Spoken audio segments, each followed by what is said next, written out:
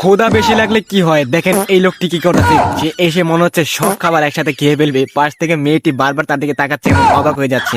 সে এরকম কেন করতেছে দেখেন না, সে কিভাবে খেয়ে ফেলতেছে। খাবারগুলো কিন্তু অনেক গরম ছিল, কিন্তু তার পেটে ছিল অনেক খিদা। দেখেন সে কিভাবে একসাথে সব খাবার খাওয়ার চেষ্টা করতেছে।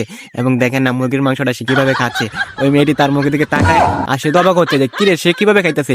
গরমের জন্য আমি খাবারগুলো খাইতে পারতেছি না, অথচ সে কিভাবে এতগুলা খাবার এমনি এমনি করে খাইয়া ফেলতেছে। একটু চায় দেখেন, আমি অনেকবার হাসি ভিডিওটা দেখার পরে।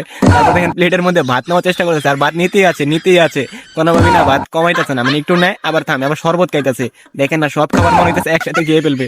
আর মেয়েটা বারবার অবাক হচ্ছে যে খাবারগুলো এত গরম সে কিভাবে খাইতেছে। আমি তো কিছুই বুঝতে পারলাম না, তার মনে হয়তো অনেক বেশি খিদা লেগেছিল, সেই জন্য সে এভাবে খাবারগুলো খেয়ে ফেলতেছে।